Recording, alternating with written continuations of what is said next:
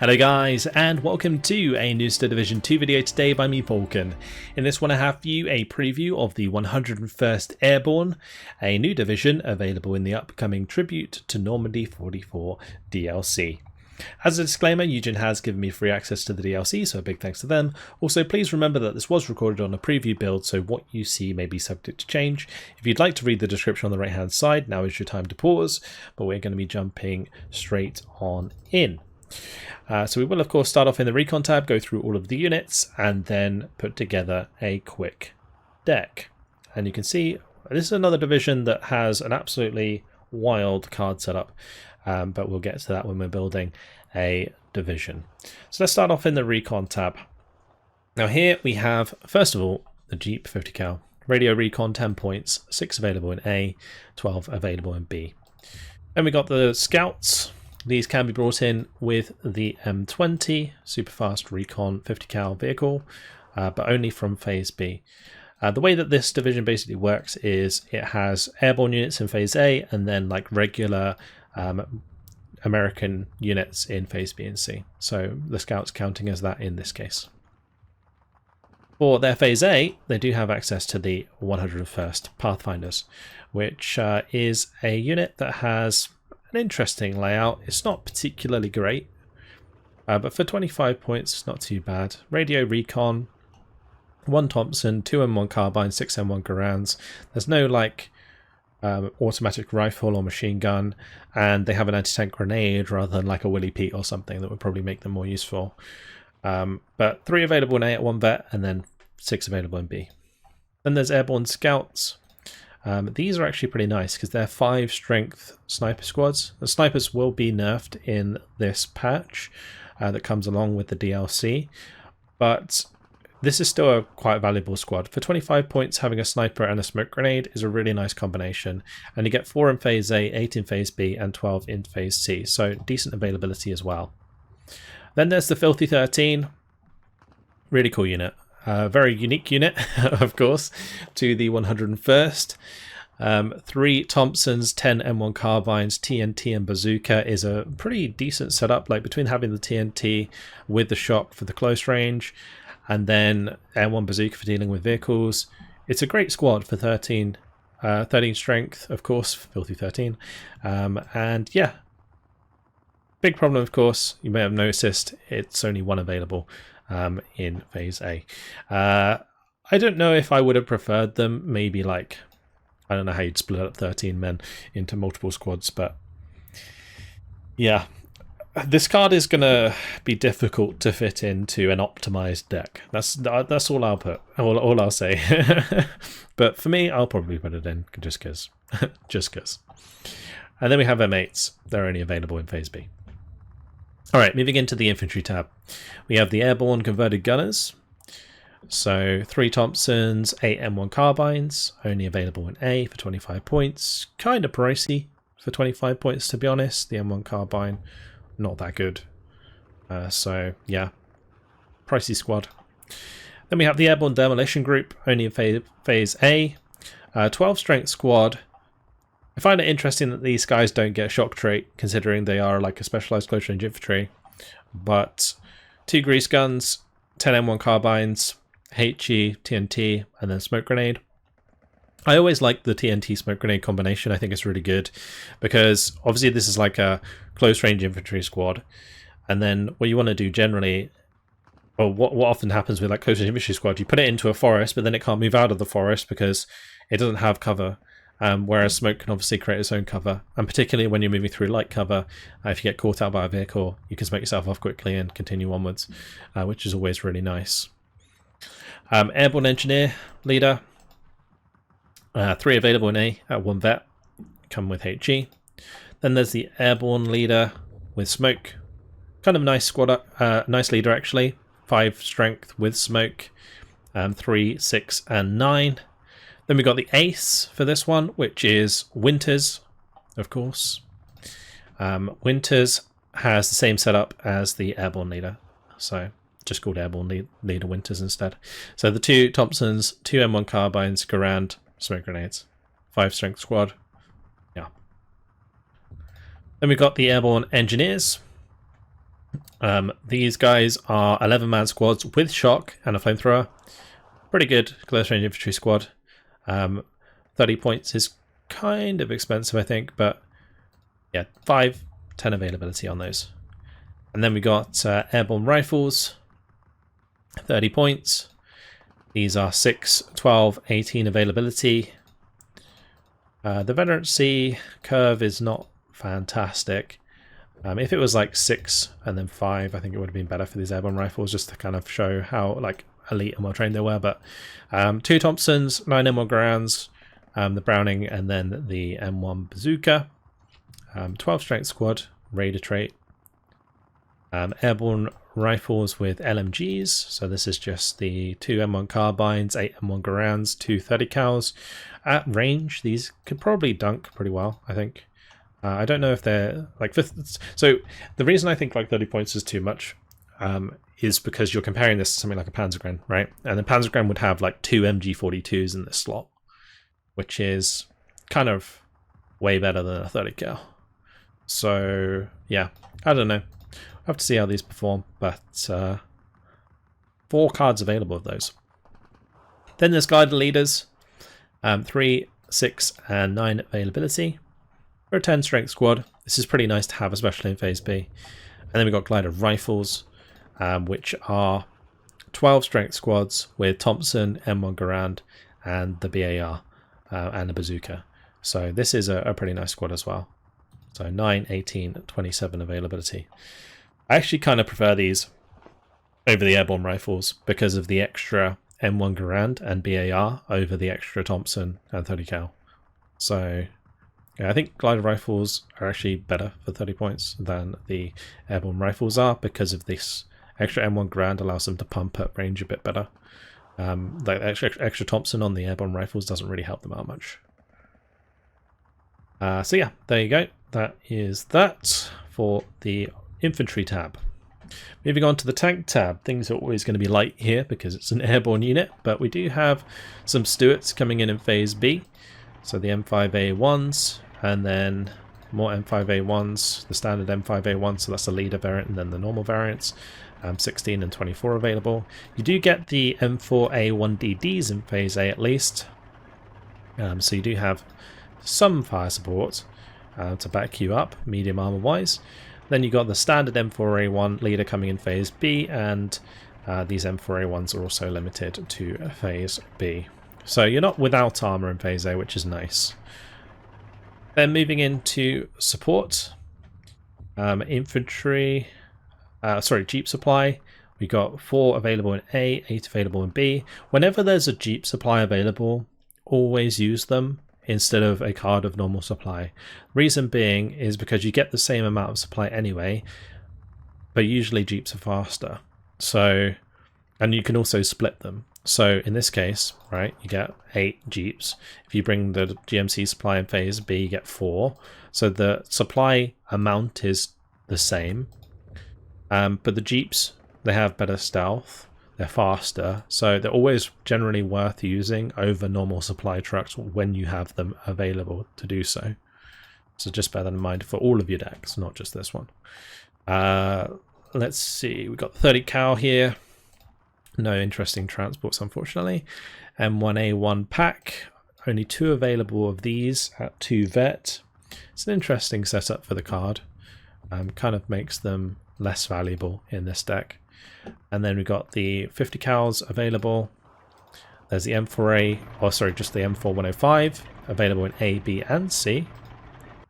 Yeah, 2 cards of GMC supply. Then for commanders, we've got the Jeep Commander, the Infantry Commander, and the M20 Commander. For anti-tank, 1 card of bazookas available in A, B, and C because these are airborne bazookas. There's the airborne M3 gun, 9 available in A at 1 vet. You can get 6 at 2 vet. And then there's the M1 guns, the airborne M1 guns, but these come with APCR, which is kind of interesting. Usually I think it's the British guns or British M1 guns that come with APCR, but the American ones get it in this case. And Yeah, 175 mils of penetration. It's pretty good. It's pretty good. So they are going to have some punching power against heavier targets. Just bear in mind that it is limited to 1,000 meter range on that APCR shell. So the things you're shooting are going to have to be pretty close to make good use of it. Anti-air. You've got access to one card of M16 MGMCs, which have been buffed a little bit. 369 availability. I think these were buffed in like the last patch, not this patch coming. And then the M15 CGMCs, which is 2 and 4 availability. Then for artillery, airborne spotters available in phase A. Airborne mortars, 8, 14, 20 availability. Having these 60mm mortars is always very nice. They're just kind of micro-intensive. Artillery commander, available in A, B, and C. M1A1 howitzer, available from B. So 10 in B and 15 in C. Then airborne mortars, which are available in A, B, and C. You actually get 4 on a card at phase A, which is nice. Radio mortars, always really good in the early game. Then there's a captured ZIS-3 available in phase A. These do get access to some of those AP shells, so this could potentially be used as an AT gun, but just as a reminder that artillery units do take more suppression from tanks, so when they're fired back at, they will get pinned down pretty quickly. Then the M7 HMC, the Priest, 4 available in B, 6 available in C, and then you've got 2 cards available, 155s available in B and C. Big artillery, very nice. Comes in with the high-speed tractor. All right, moving on to the air tab. The L4H, going to be a Recon aircraft. Then there's the B-25 Mitchell, with the 12 45 kilogram bombs, 2 available in A, 4 available in B, and 7 available in C. The P-51C is available, 4 available in A, 6 in B, and 8 in C. I assume these are the red tails, but I'm not entirely sure. Then we have the B-25C Mitchell, which has the 454 kilogram bombs. There's 3 of them. Only 1 available in A though, 2 in B and 4 in C. Kind of standard for a heavy bomber. Then we got the P-51D5 Mustang. 4 available in A, 8 in B and 12 in C. Yeah, I kind of wish these guys had like similar availability. Like the same sort of curve, same vet curve. Because you can get 3 P-51s at 1 vet. Oh, actually you can do that there as well. But can you get... yeah. Like these ones are always generally better to take, which is kind of sad because you're probably never going to use this card. Even though they're pretty cool. P-51D. 2 113 kilogram bombs. 3 available in A. Pretty nice light bomber. 3, 6... 9 available, well, fighter bomber, just so people don't get specific on me. Then we got the P-51B with 2 227 kilogram bombs. Availability on these kind of trash though. Only 1 available in A, 2 in B, and 4 in C. P-51D with the same bombs. You can get 2 in A, 4 in B, and 6 in C. And then we have the P-47 with the HFAR rockets, so 2, 4, and 6 availability on these with the 10 HFAR Mark 6 rockets, which are HE rockets, and then you got the AT variant, which is the HFAR, with the 127mm 10 rockets, 1 available in A, 2 in B, and 4 in C, and then P-51s with big bombs, 454 kilogram bombs, 2 of those at 1 available in A, 2 in B, and 4 in C. And that's your lot for this one. So let's go ahead and build a deck. We're definitely going to put in the Filthy 30. Of course we are. Of course we are. They've got to be in there, but we're going to accompany them with some scouts and then some M8s. I would probably usually do 2 cards of scouts and then an M8 card. I don't think the 101st Pathfinders are worth bringing. Then for the infantry tab, this one's interesting because I'm probably going to use like glider rifles in phase A, or maybe even like phase C and phase B. And then we use demolition group in phase A, airborne engineers in phase B and phase A. Those are going to be like your close range infantry. I'm thinking we go airborne rifles in phase A. Quite expensive though. And then maybe some converted gunners, but just because they're cheaper, I don't know if it's worth it. Of course, bring in Winters. He can be our phase A leader.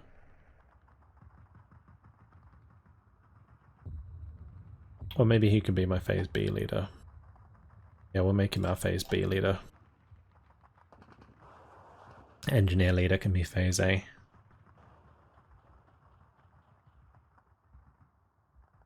Let's see. Maybe I just add another card like this.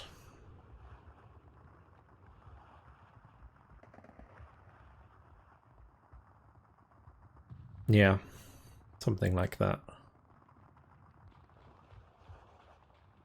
You can certainly afford to double vat some of this infantry because you have a lot of cards and they're quite cheap cards. Now you're definitely bringing in your M4 DDs. I don't know if I would like to upvet them, but I don't think you can. I will upvet these though. Don't know if a phase C card of M4s or M5A1s is really worth it. For support tab, I don't know if the M4105 should be coming in phase A or phase B. It might be quite nice to have them in phase A. But then if they're not... yeah, we'll bring them in phase A, because they can support the M4A1DD, so that's fine. This is not a card worth bringing. We'll bring in infantry commander, and I think we'll come back to the support tab. For AT, we definitely go and we pump in a load of AT here. Is the M3 gun worth it? That is a question. Probably not. And in terms of bazookas, I don't think they're necessary because we have so much infantry with bazookas. So we can leave them out for the time being. For AA, probably going to do something like this. Artillery. We probably do the 81mm mortars in phase A. I might throw in some airborne spotters, to be honest. And then we go for phase B 105s. And then in the air tab, this is where we need to fill things out. So early game, you're definitely going to struggle against enemy tanks, especially like heavier tanks. So I think having at least an AP-57 in phase A is important, and maybe one in phase C. Other than that, you can definitely bring in like P-51 bombers in phase A. You probably want a card of P-51s in phase A as well. Although I'm probably going to do like 2 cards of these. Kind of a waste, but yeah, the veterancy on these should be better. Definitely some late game bombers.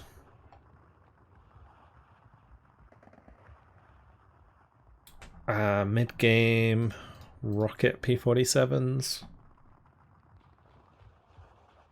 It's a chunky air tab.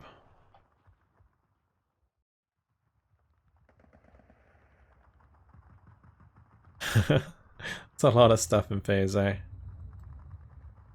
I don't know if that's necessary. Let's just let's see what else we can do.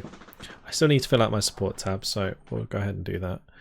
Let's make sure we bring in phase B supply.